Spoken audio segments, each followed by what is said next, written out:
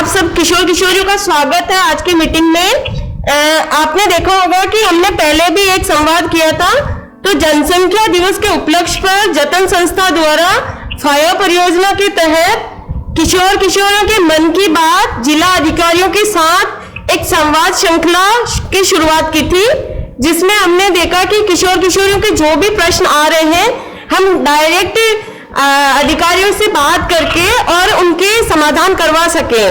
तो आप सबको पता है फाया परियोजना जो कि जतन संस्था द्वारा पॉपुलेशन फाउंडेशन ऑफ इंडिया और द वाईपी फाउंडेशन के सहयोग से संचालित की जा रही है। इसमें यौन एवं प्रजनन स्वास्थ्य को लेकर कार्य किया जा रहा है। स्वास्थ्य के मुद्दे के साथ साथ हम देख रहे हैं कि किशोरियों के लॉकडाउन के दौरान पढ़ाई को लेकर बहुत चिंता का मुद्दा भी सामने निकल कर आया है। तो इस मुद्दे को लेते हुए हम जो भी किशोर किशोरी के मन में ऐसे प्रश्न है जिनका वो किसी से या तो पूछ नहीं पा रहे हैं या उनको जो जवाब मिल रहे हैं वो सही नहीं मिल पा रहे हैं, इसके लिए और जो ऑनलाइन पढ़ाई करवाई जा रही है उसको लेके कई सारे प्रश्न उठ रहे हैं। इन प्रश्नों के जवाब के लिए ही हम आज शिक्षा विभाग से अतिरिक्त जिला शिक्षा अधिकारी महोदय श्री प्रकाश जी शर्मा के साथ आप लोगों के सीधे संवाद करवा रहे हैं। हाँ जी, नमस्ते सभी को। हरीश जी, कुशाल मगरी से महेश जी, ओम प्रकाश जी, ये सब जितने क्लस्टर हैं, देवल क्लस्टर, गंगा जी और सुरेश जी खराड़ी, आप और आपके सारे जितने किशोर किशोरी आपके साथ में हैं, उन सबको मेरा नमस्कार। अब जैसा अंजू जी ने बताया कि लॉकडाउन के दौरान जैसा हम देख रहे हैं पूरी दुनिया में यह महामारी बहुत जबरदस्त अपना शिकंजा कस रही थी और ऐसे समय में अपने देश में भी अपन इन सारी समस्याओं से गुजरे हैं और अभी भी गुजर रहे हैं। तो मैं इस बात से शुरुआत करूंगा, आपके प्रश्नों का ठीक से समाधान अपन देने की कोशिश करेंगे और कुछ प्रश्न ऐसे भी होंगे, हो सकता है इनका जवाब आपको उस समय न मिले, लेकिन इन प्रश्नों के समाधान ढूंढने की खोज हम जारी रखेंगे। जतन संस्था और फाया जिसकी बात अभी की थी वो लगातार आपके साथ में कंधे से कंधा मिला करके लगे हुए हैं। अपने छोटे छोटे गांवों में किशोर किशोरियों से संबंधित चाहे वो शैक्षिक समस्या हो, चाहे वो शारीरिक समस्या हो, स्वास्थ्य की समस्या हो और अन्य जितनी समस्याएं हैं उनका समाधान ढूंढने का प्रयास आपके साथ में मिलकर के कर रहे हैं। मैं जतन संस्थान और उसके सारे साथियों को बहुत बहुत शुभकामनाएं, बधाई देना चाहता हूं। मैं समझता हूं कि अभी इस कालखंड में सीधे संपर्क की संभावनाएं बहुत कम हैं, लेकिन चूंकि हम डिजिटल युग की तरफ चल रहे हैं और पूरा विश्व इस समय डिजिटलाइजेशन पर बहुत जोर दे रहा है और विशेष करके अपने देश की सरकार, अपने राज्य की सरकार बहुत सारे सक्षम प्रयास कर रही है जिसके माध्यम से गांव में बैठे हुए सारे जो लोग हैं उनकी समस्याओं का समाधान हो सके।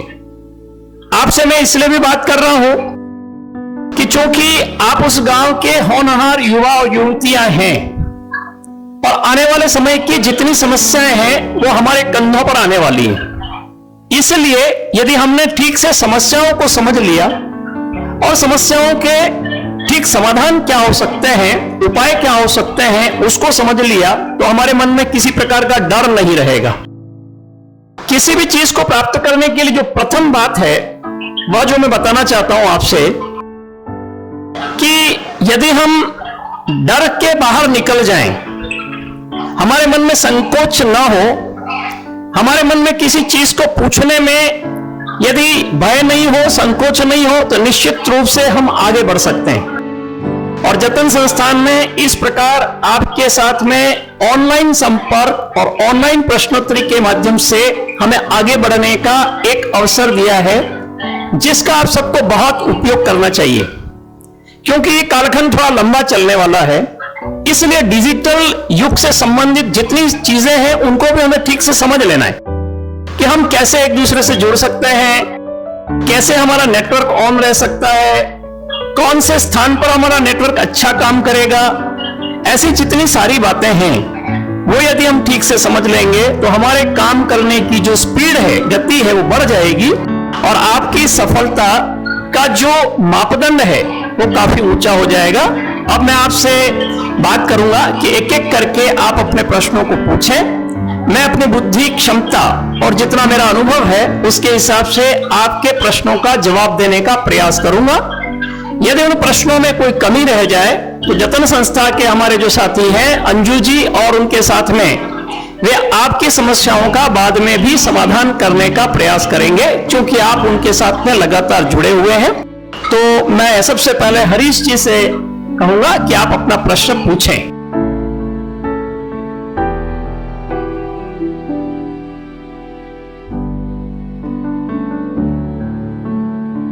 हरीश जी, आपका प्रश्न बहुत ही प्रासंगिक है।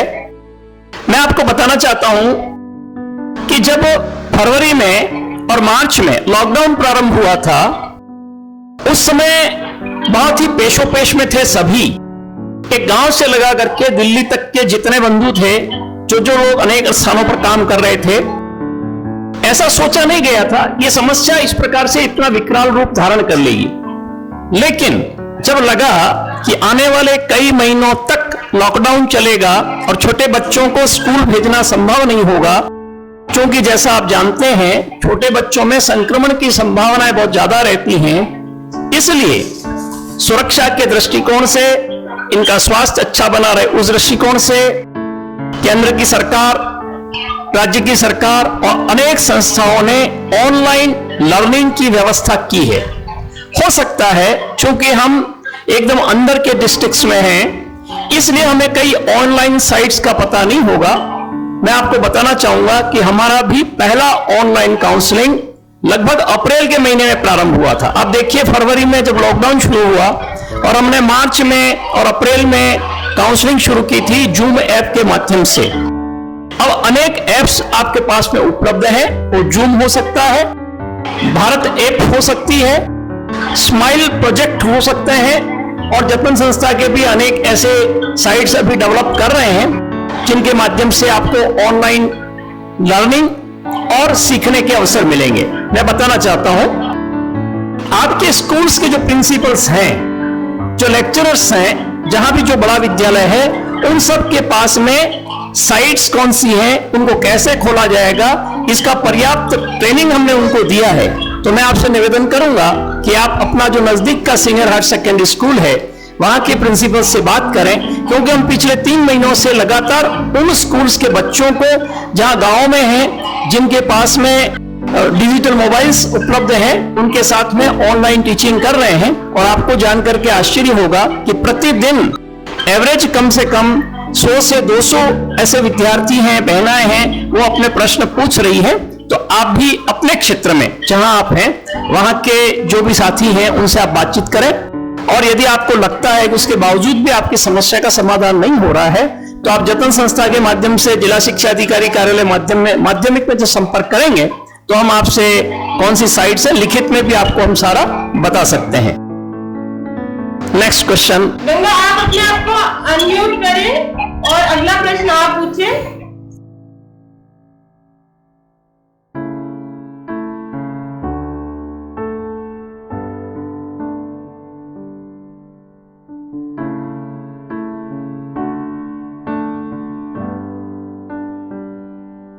अभी पूरा मेडिकल डिपार्टमेंट जो है वो बिल्कुल एकदम एक्टिव मोड पर है। तो आप तो महीने 2 महीने में कैंप्स की बात कर रही हैं। मैं आपसे कहूंगा कि यदि आपके वहां स्वास्थ्य जांच के कैंप की आवश्यकता है तो आप सीधा अपनी ग्राम पंचायत के माध्यम से या अपने सीनियर हायर सेकेंडरी के माध्यम से सीएमएचओ सर से बात कर सकती हैं।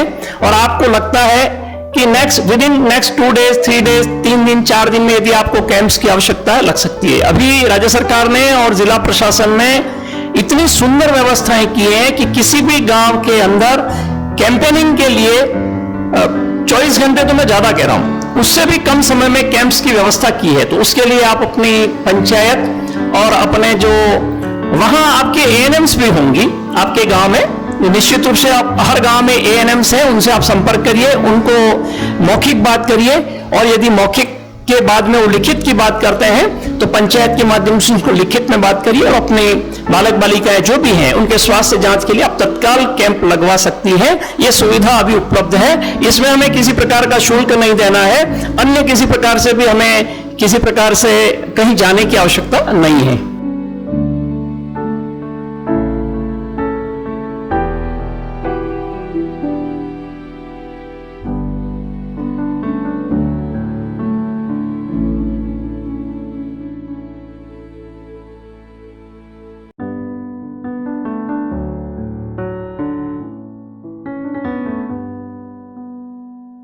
ओम प्रकाश जी, आपका प्रश्न बहुत अच्छा है। निश्चित रूप से इस प्रकार के प्रश्न अपने मन में आने चाहिए कि आगे आने वाले समय में क्या होने वाला है। यदि आप प्रतिदिन अखबार पढ़ते हैं, यदि टीवी देखते हैं, आप अपने मोबाइल पर व्हाट्सएप, फेसबुक, ट्विटर से जुड़े हुए हैं, तो 2-3 चीजें आपके ध्यान में आएंगी कि राज्य और केंद्र की सरकार दोनों प्रकार की व्यवस्थाएं कर रही है।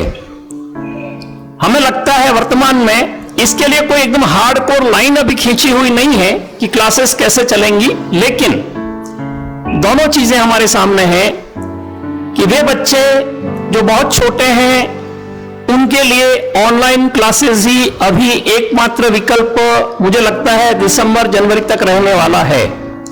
इसलिए इन छोटे बच्चों के लिए आपको कुछ ज्यादा परिश्रम करना पड़ेगा, क्योंकि हमारे बच्चे अलग अलग गांव में बिखरे हुए हैं, तो उन्हें सोशल डिस्टेंस, सैनिटाइजेशन, मास्क का उपयोग आदि के साथ साथ दूर दूर बिठाने की व्यवस्था करके अपने गांव में जहां टीवी का बड़ा पर्दा उपलब्ध है या जिनके पास में लैपटॉप हैं, वहां उनको 10 से 15 बच्चों को हमें बिठा करके उनकी ऑनलाइन टीचिंग की व्यवस्था करनी होगी। ऑनलाइन होगा कैसे वो मैं आपको बता देता हूं। अभी प्रत्येक सीनियर हायर सेकेंडरी स्कूल के प्रिंसिपल्स ने अपने अपने स्कूल के जो सब्जेक्ट के विशेषज्ञ हैं उनके माध्यम से लेसन्स तैयार करवाए। लेसन्स में 3 बातें होंगी।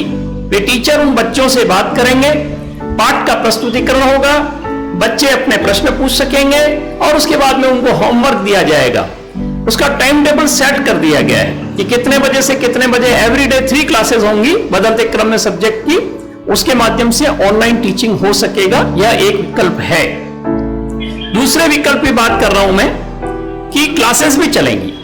अभी जैसा राज्य सरकार ने एक निर्देश जारी किया था, यदि राजस्थान की स्थितियां 15 अगस्त तक और उसके आगे लगता है कि ठीक होंगी तो बड़े बच्चों के लिए क्लासेस टीचिंग शुरू हो जाएगी स्कूल्स में, लेकिन उनको हफ्ते में 2 दिन या 3 दिन बुलाया जाएगा। जैसा आप जानते हैं अपनी सम और विषम संख्याएं होती हैं, तो बच्चों को सम और विषम संख्याओं के आधार पर एक कक्ष में अधिकतम, यदि पहले 24 बच्चे बैठते थे तो अब 10 बच्चे बैठेंगे, ऐसी व्यवस्था की जा करके उनको टीचर्स लेसन दे सकेंगे। क्योंकि इसमें सबसे बड़ी जो सावधानी का विषय है वो यह है कि चूंकि जो आपने देखा है कोरोना और कोविड-19 है वो लोगों को संक्रमित जल्दी करता है। क्योंकि हमने यदि बिना मास्क के हम साथ में बैठ गए, हमने दूरी का पर्याप्त ध्यान नहीं रखा, हमने साबुन से हाथ नहीं धोए, हमने सैनिटाइजेशन नहीं किया, तो हमारे लिए वो दिक्कत हो सकती है। इसलिए क्योंकि बच्चे यदि जिंदा हैं, बच्चे सुरक्षित हैं, बच्चे स्वस्थ हैं, तो आगे भी थोड़ा समय भले अंतराल हो जाएगा, लेकिन इसके बाद में इनके भविष्य को संवार सकते हैं। इन सब स्थितियों को ध्यान में रख करके इस प्रकार की दोनों व्यवस्थाएं की जा रही हैं, और इन सब व्यवस्थाओं में इस बात का ख्याल रखा जाएगा कि हम पर्याप्त दूरी पर बैठ करके आनंद के साथ में बिना भय के अपना जो ऑनलाइन टीचिंग है, ऑनलाइन लर्निंग है या ऑन क्लासेस जो हमारी चलेंगी स्कूल्स में, हम अध्ययन कर सकें, उसकी पूरी व्यवस्था भी की जा रही है। लेकिन मेरा आप सबसे एक निवेदन है, जितने क्लस्टर्स से अभी मेरी बात हो रही है, यदि वे मेरी बात सुन रहे हैं तो एक चीज आप ध्यान रखें कि आप अखबारों के नियमित संपर्क में रहें। आप अपने मोबाइल्स का यदि यूज करते हैं तो एवरीडे जो एप्स पर जो समाचार आ रहे हैं लाइव, उनको आप जरूर देखते रहें। और तीसरी चीज है, आपके स्कूल के प्रिंसिपल्स जो हैं उनसे आप सतत संपर्क में रहें ताकि आपकी प्रत्येक समस्या का समाधान हो सकेगा, ऐसा मेरा मानना है। तो मुझे लगता है कि आप सभी को मतलब एक सवाल से सभी क्लस्टर में आप सभी को जानकारी मिल गई होगी कि ऑनलाइन और जो स्कूल खुलेंगे तो किस तरह से आगे पढ़ाई करवाई जाएगी उसको लेके। तो इसी क्रम में अब मैं कुशाल मुंगरी से महेश जी को कहूंगी कि आप और जो किशोर किशोरी की प्रश्न है वो आप सर के साथ साझा करें।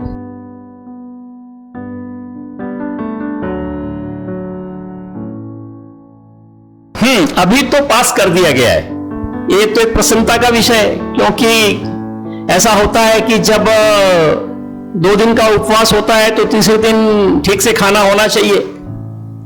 अब समस्या बड़ी भारी थी कि परीक्षाएं कैसे होंगी, क्योंकि परीक्षाओं में कई कठोर नियम होते हैं, टीचर्स को आपके बीच में से गुजरना होता है, प्रश्न पत्र देना होता है, उत्तर पुस्तिका लेनी होती है, फ्लाइंग वाले आते हैं तो उनको जांच करनी होती है। तो इन सब चीजों को लेकर के जो लोकल एग्जाम्स थे, अपने सरकार को तो अपन धन्यवाद देना चाहेंगे, राजस्थान की सरकार के लिए तो हम बधाई के शब्द उपयोग करना चाहेंगे कि इन्होंने इन विपरीत स्थितियों में भी कक्षा 10 और 12 की परीक्षाएं संपन्न कराई। इतना ही नहीं, कक्षा 10 और 12 की परीक्षाएं संपन्न होने के साथ साथ बिल्कुल ऑन टाइम पिछली बार की तरह ही परीक्षा परिणाम घोषित हुए हैं। मैं बधाई देना चाहता हूं आप सबको जो किशोर किशोरियां कक्षा 10 और 12वीं से जुड़े हुए हैं या थे, इन्होंने बहुत अच्छा परीक्षा परिणाम प्राप्त किया है। जैसा आपको जानकारी में होगा कि अपने जिले के कई बालक बालिकाओं ने 80% से ऊपर मार्क्स अवेल किए हैं। और एक चीज मैं आप सबके लिए उत्साहित रहने के लिए बताना चाहता हूं कि हमारे यहाँ जो 10वीं और 12वीं के रिजल्ट्स आए हैं उसमें प्रथम श्रेणी से उत्तीर्ण होने वाले बालकों की संख्या प्रतिवर्ष बढ़ रही है। ये भी हमारे एक प्रसन्नता का विषय है। आप सब लोग जो फील्ड में काम कर रहे हैं इसी का इम्पैक्ट है। ये केवल हम विभाग वाले नहीं कर रहे हैं, उसमें अनेक संस्थाएं, जतन जैसी संस्थाएं रात दिन लग करके आपके साथ में जो काम कर रही हैं, आपको मार्गदर्शन कर रही हैं। वे कहते हैं नहीं कि अगर हमारा शरीर स्वस्थ है, हमारा मन स्वस्थ है तो हम अच्छा कर पाएंगे, बाकी कितनी अच्छी क्लासेस चले, यदि हम अस्वस्थ हैं और हमारे मन में कई प्रकार के प्रश्न चलते हैं तो हम परीक्षा में आते हुए प्रश्नों को भी सरल नहीं कर सकते हैं। इसलिए परीक्षाएं अपनी संपन्न हो गई। आपने प्रश्न पूछा है, आपका पूरक प्रश्न है कि बाकी क्लासों में तो पास कर दिया गया है, आगे पढ़ाई कैसे चलेगी। आप विश्वास रखिए कि आने वाले समय में, बहुत कम समय में, हम सब इस समस्या से निजात पाने के बाद हमारी क्लासेस वैसे ही स्कूल्स में चलेंगी जिसकी मैंने अभी चर्चा की थी आपसे कि ऑनलाइन एक हमारे पास ऑप्शंस है जिसके माध्यम से हमारा टीचिंग और लर्निंग चलेगा, और जो क्लासेस में लाइव है टीचर्स के साथ में, क्योंकि स्कूल तो स्कूल होता है आखिरकार, लेकिन अभी हमें जल्दी इसलिए नहीं है क्योंकि हम चाहते हैं कि हमारे बच्चे स्वस्थ रहें, हमारे शिक्षक स्वस्थ रहें, समाज स्वस्थ रहे, तो हम इन चीजों को बहुत अच्छे से और कर सकेंगे। इसलिए बहुत कम समय में हो सकता है जो भी नए निर्देश मिलेंगे एवरीडे हम पेपर्स के माध्यम से, हमारे स्कूल्स में जो नोडल ऑफिसर्स हैं उनके माध्यम से, और अपनी जो संस्था है जिसमें आप काम करते हैं उनके साथ भी हम चर्चा करके आप लोगों को इसकी जानकारी देते रहेंगे। आपकी क्लासेस बहुत अच्छी चलेंगी, ऐसा हम सबको मन में विश्वास रख करके अभी चलना है। थैंक यू अमित, आपने अपना प्रश्न रखा। अब आगे अपन प्रश्नों की श्रृंखला में पुनः वापस हरीश के पास चलते हैं। थोड़ा सा हरीश आप अपने प्रश्न को रखें।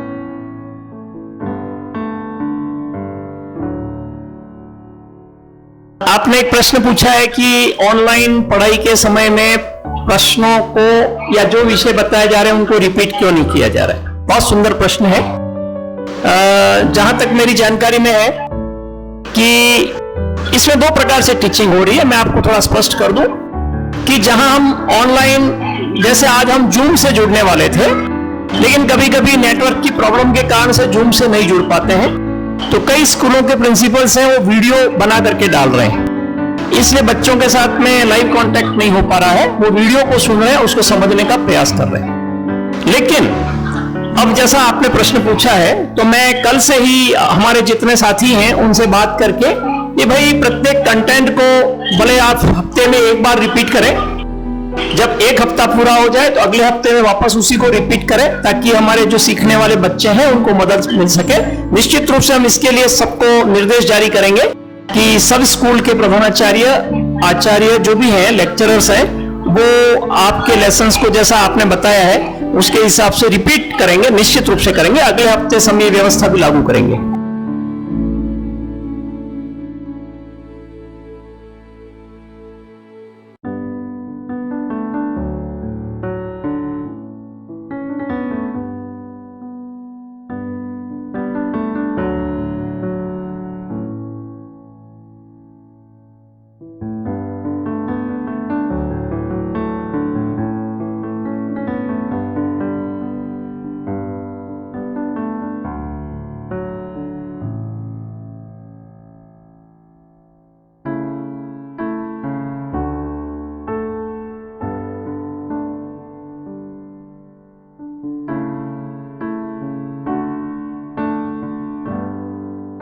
अब जिन बच्चों की परीक्षाएं नहीं हुई हैं उनको हमने प्रमोट कर दिया है, जैसा आपने देखा होगा उनके सर्टिफिकेट भी निकल चुके हैं। इसलिए अब आपकी अगली कक्षाएं चलेंगी। आप मानिए कि आपकी कक्षा पूरी हो गई है और आपको कहीं इस प्रकार का अपने संशय मन में नहीं रहे कि हमारी परीक्षाएं फिर होंगी। वो परीक्षाएं जो होनी थी, जैसा होना था, सब हो चुका है। इससे जिनकी परीक्षाएं होनी थी वो हो गई। जिनको बिना परीक्षा के प्रमोट करना था वो सत्रांक के आधार पर प्रमोट कर दिया। हमने आपके अगली क्लासेस के लिए प्रमाण पत्र भी जारी कर दिए। ऑनलाइन आपके प्रिंसिपल्स आपको निकाल करके दे रहे होंगे या आपको कहा होगा कि आप निकाल लीजिए, इसलिए इसमें कहीं संशय नहीं रखें। अब आपकी अगली कक्षाओं की पढ़ाई चलेगी और अगली कक्षाओं का जब अगला सत्र आएगा नेक्स्ट मार्च अप्रैल तक, तो ये सारी स्थितियां अच्छी हो जाएंगी। तो उसमें अपन जिस कक्षा में प्रमोट होके गए हैं, मान लीजिए कोई बालक बालिका छठी कक्षा में थे और 7वीं में गए हैं, कोई 7वीं से 8वीं में गए हैं, तो उनकी अगली कक्षाओं की पढ़ाई ही प्रारंभ हो गई है और उस पर हमको अपना ध्यान बिल्कुल फोकस करना है। और उन बच्चों को भी जो आपके संपर्क में है उनको आपको उन क्लासेस के जो विषय वस्तु है, कंटेंट है, उस पर पूरा ध्यान। और अभी ये समय मिला है, देखिए ये समय है कि कभी कभी जीवन में ऐसा अवसर आता है हमें समय नहीं होता है, हम सुबह से शाम तक भागते रहते हैं, दौड़ते रहते हैं। लेकिन ये एक संयोग भी है। आपको मैं बताऊंगा कि हमारे देश के कई किसानों ने, कई संस्थाओं ने इस कोरोना कालखंड में अपने खेतों को बहुत फर्टाइल कर लिया। व्यापारियों ने अपनी दुकानों को सफाई कर ली, किसानों ने अपना बहुत काम कर लिया, मजदूरों ने, आप देखा होगा खेतों में अभी बड़े बड़े कुएं खोदने का और मेड़बंदी का काफी काम कर लिया। यानी कि हमारे देश के लोग कैसे हैं आप समझ सकते हैं कि हम हर समस्या को भी मौके में कन्वर्ट कर देते हैं, एक अवसर कि भाई चलिए ये समस्या आई है, हम उसको, पशुओं पर ध्यान दिया लोगों ने। अभी मुझे कई लोगों ने बताया कि साहब सब्जी बेचने वाले और दूध बेचने वालों का धंधा बहुत अच्छा चल रहा है। खुशी हुई कि ऐसे समय में हम किसी पर डिपेंड नहीं है। जैसा अपने देश के प्रधानमंत्री जी ने कहा, आत्मनिर्भर भारत। ये आत्मनिर्भर भारत का कंसेप्ट ही यही है कि हम सभी स्वावलंबी बन जाएं, अपने अपने कार्य क्षेत्र में जिस काम से हम जुड़े हुए हैं उस काम को हम स्वयं ठीक से समझ लें। आपको मैं बताना चाहता हूं कि किशोर किशोरियों के लिए अनेक संस्थाएं गांवों में कुछ छोटे छोटे रोजगार के काम भी कर रही हैं। कृषि विभाग कर रहा है, फर्टाइल से जुड़ा हुआ जो डिपार्टमेंट है वो भी कर रहा है, सैनिटाइजर बनाने का काम चल रहा है, मास्क बनाने का काम चल रहा है। इस प्रकार से अनेक छोटे छोटे काम अपने यहाँ प्रारंभ हो गए हैं।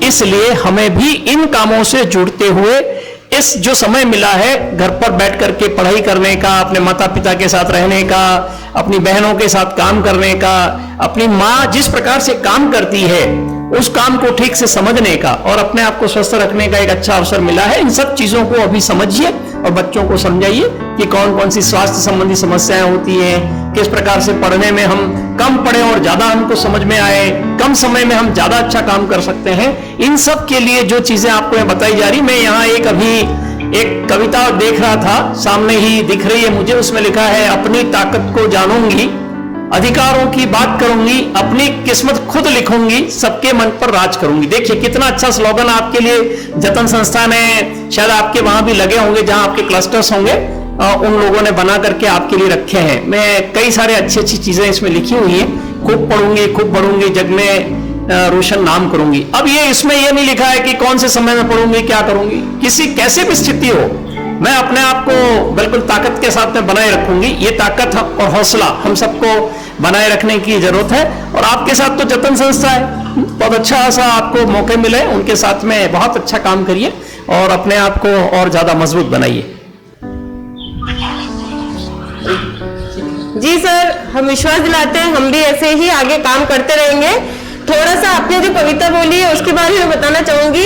ये कविता जतन संस्था के हमारे निदेशक महोदय डॉक्टर कैलाश विजवासी उनके द्वारा रचित की गई है। तो गंगा, आपके फील्ड से जो भी किशोर किशोरी के प्रश्न हैं आप उनको रखें।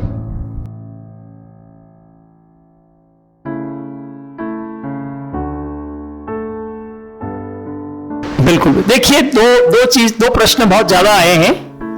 एक तो ऑनलाइन पढ़ाई के बारे में और एक स्कूल खुलेंगी या नहीं खुलेंगी। मैं आपको बताना चाह रहा हूं, स्कूलें खुल चुकी हैं।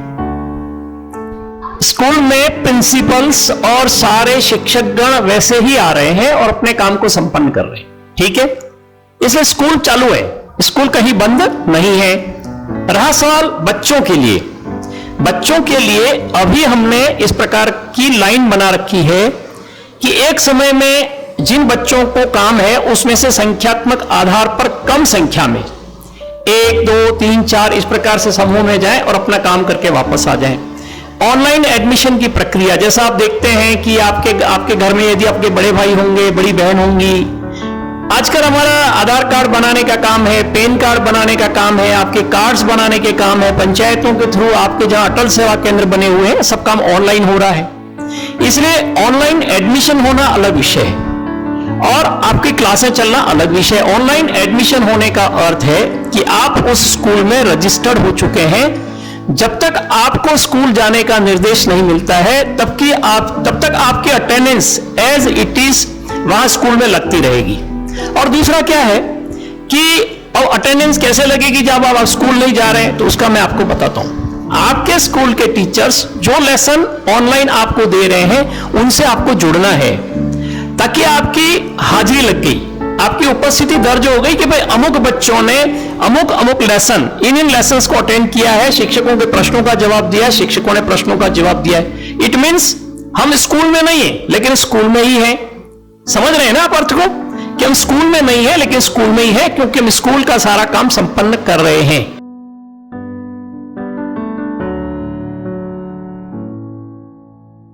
अभी अगस्त, तो आप मानिए कि अगस्त में क्लासें प्रारंभ होने की संभावना काफी न्यून है, लेकिन मान लीजिए दिसंबर तक शुरू हो गई, मैं इसको दिसंबर मान करके चल रहा हूं। अब देखिए आगे क्या स्थितियां बनती हैं, तो वहां क्या क्या चीजें होंगी वो मैं आपके साथ में शेयर करना चाहता हूं।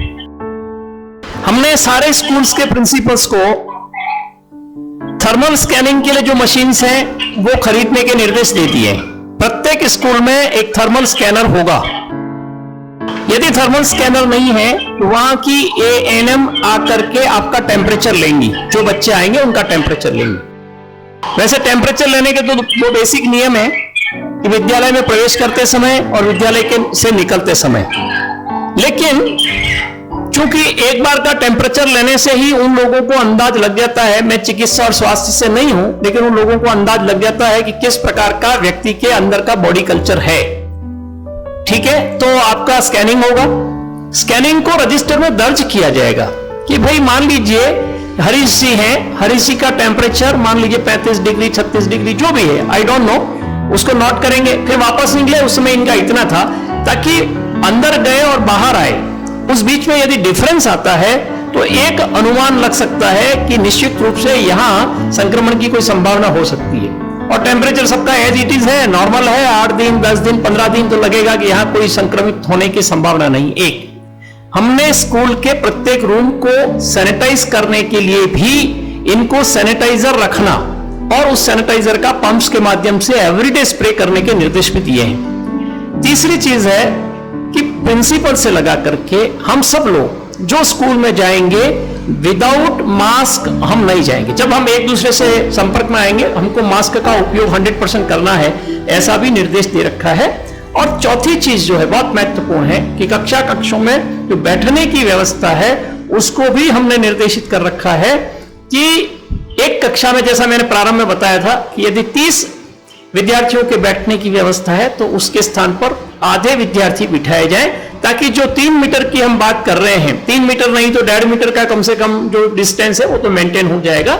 इसलिए, और यदि किसी विद्यालय में मान लीजिए उसको मेंटेन नहीं किया जा रहा है तो as a being member of Jatan आप वहां से बात करिए और उनको करिए कि सर हमें निर्देश ऐसे हैं, और चिकित्सा विभाग ने भी पर्याप्त निर्देश जारी किए हैं, तो आप उनसे बात कर सकते हैं सर ये बैठने की जो व्यवस्था है उसको थोड़ा सा यदि ठीक कर लेंगे तो बच्चों के लिए सुरक्षित रूप से अध्ययन करना संभव हो सकेगा। अगला प्रश्न महेश जी आपकी फील्ड से आया है, तो आप अपने आप को अनम्यूट करके और अपना प्रश्न रखें।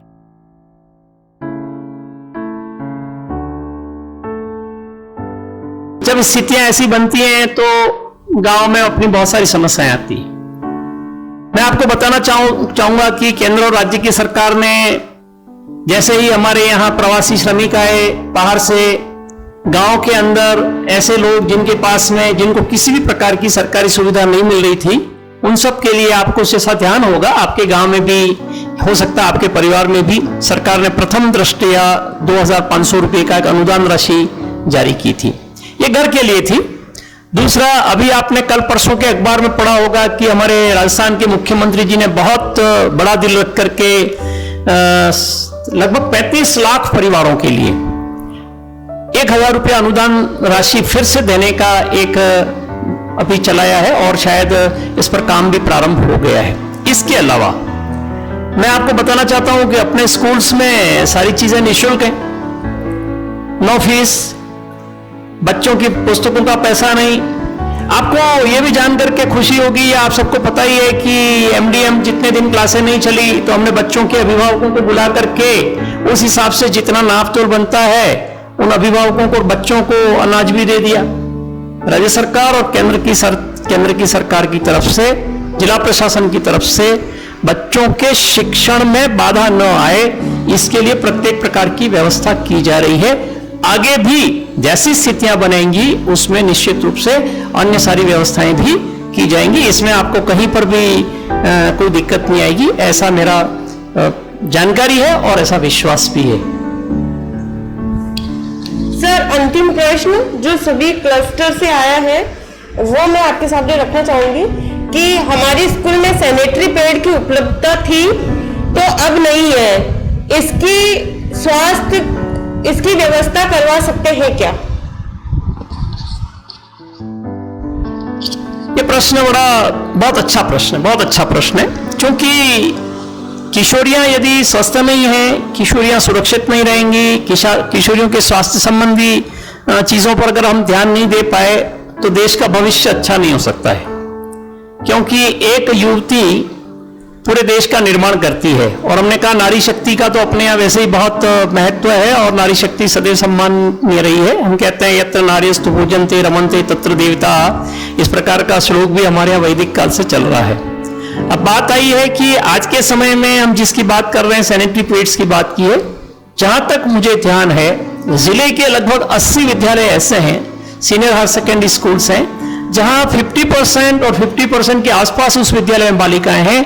हमने वहां सैनिटरी पैड को लेकर के मशीनें स्थापित की है, और जैसा आपको ध्यान में होगा, 1 रुपये का सिक्का अंदर डालिए और पूरा एक सैनिटरी पैड का एक पूरा पैकेट आता है जो आपके लिए 1 महीना पूरा या जितना समय आवश्यकता है उसका उपयोग आप कर सकती हैं। यदि आपके विद्यालयों में अभी इस प्रकार की व्यवस्था नहीं है तो आप वहां जो भी अपनी महिला शिक्षिकाएं हैं आप उनसे संपर्क करिए, उनसे बातचीत करिए। यदि विद्यालय के पास फंड अवेलेबल है तो विद्यालय अपनी तरफ से व्यवस्था करेगा। यदि विद्यालय के पास फंड अवेलेबल नहीं है तो कम शुल्क में आपको चिकित्सा विभाग के माध्यम से या अनेक संस्थाएं, अभी मैं डूंगरपुर की एक संस्था से बात कर रहा था, उन संस्था वाली जो बहनें हैं उन्होंने एकदम लो कॉस्ट पेड पे, क्वालिटी अच्छी लेकिन लो कॉस्ट पेड पे सैनिटरी पैड्स के पैकेट बनाए हैं और बहुत सस्ते दामों में। तो मैं अंजू जी से भी आग्रह करूंगा कि आप उस संस्था से भी एक बार संपर्क करेंगे तो जो आपके क्लस्टर्स हैं या आपका जो टारगेट एरिया है वहां की बहनों के लिए आप यदि उसके साथ में ले जाती हैं, लेकिन हाँ उसका शुल्क जो भी है, न्यूनतम शुल्क है, वो हमें अदा करना होगा। और यदि राज्य सरकार की तरफ से हमारी जो चिकित्सा इकाइयां हैं गाँव में, नर्सिंग सेंटर्स हैं, वहां आपको फ्री ऑफ कॉस्ट मिलने की संभावना भी है। बहुत बहुत धन्यवाद सर। अभी तो जितने भी प्रश्न थे आपने उनका समाधान किया है। अब मैं सभी किशोर किशोरियों का भी धन्यवाद करती हूँ कि आप सब इस कॉल पे जुड़े, आपने समय निकाल के आज हमारे किशोर किशोरियों से संवाद किया। और उनकी जो समस्याएं थी, शिक्षा को लेकर जो चिंताएं थी, उनका समाधान किया। मैं चाहूंगी कि सर आप किशोर किशोरियों को प्रेरित करते हुए 2 शब्द उनके लिए जरूर कहें। मैं सबसे पहले तो जतन संस्था में काम करने वाले जो हमारे साथी गण हैं, अंजू जी, राजदीप जी, पुष्पेंद्र जी, और भी फील्ड में जितने क्लस्टर प्रभारी जितने सब काम कर रहे हैं, उन सबको मैं थैंक्स करना चाहता हूं, धन्यवाद ज्ञापित करना चाहता हूं कि आप इन विपरीत स्थितियों में भी फील्ड में डटे हुए हैं और अपने काम को बहुत अच्छे से अंजाम दे रहे हैं। जतन का जो जतन है वो बहुत ही प्रशंसनीय है। जतन का जतन बहुत ही प्रशंसनीय है। और मैं पिछले 1 वर्ष से आपकी गतिविधियों का बहुत बारीकी से जब फील्ड में जाता हूं, लोगों से बातचीत भी करता हूं, तो आपने एक अपना इंपैक्ट एक शॉर्ट टाइम पीरियड में बहुत अच्छा इन क्लस्टर्स में कायम किया है। हम जाते हैं तो बच्चे हमारे पास में एकदम करीब से नहीं आते हैं, लेकिन जब जतन के साथी जाते हैं तो मैंने देखा है जतन के साथियों के साथ में झुंड का झुंड चलने लगता है। ये आपका मैजिक पावर है कि जिसके कारण से वो आपके साथ में बंध जाते हैं, क्योंकि आप उनके दिलों से गहराई से जुड़ करके काम कर रहे हैं। उनकी जितनी आवश्यकता है उनको ठीक से समझ रहे हैं, चाहे वो शिक्षा की आवश्यकता हो, चाहे चिकित्सा की आवश्यकता हो, चाहे पारिवारिक संपर्कों की आवश्यकता हो। मैं समझ रहा हूं कि आप उनको एक बेस्ट बिना शुल्क के एडवाइस देने का काम कर रहे हैं, काउंसलिंग कर रहे हैं, इनको बहुत अच्छे से ट्रीट कर रहे हैं। आने वाले समय में आपके माध्यम से इन बच्चों का भविष्य, किशोर किशोरियों का भविष्य सुरक्षित होगा और निश्चित रूप से आपके साथ में जुड़ करके और आपका काम भी बहुत अच्छे से बढ़ेगा। मैं चाहता हूं कि डूंगरपुर जिले के प्रत्येक क्लस्टर में जतन संस्था का काम हो, उससे हमें मदद मिल रही है ना। हम जो आए वो आप पर हमने कोई एहसान नहीं किया है।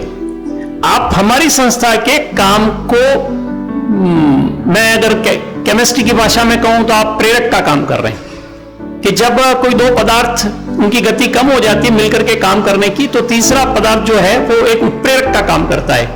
तो मैं समझ रहा हूं कि आप उत्प्रेरक हैं कि जहां जहां हम नहीं पहुंच पा रहे वहां पहुंच करके आप हमारे जो काम नहीं पूरे हो रहे उनको आप पूरा कर रहे हैं।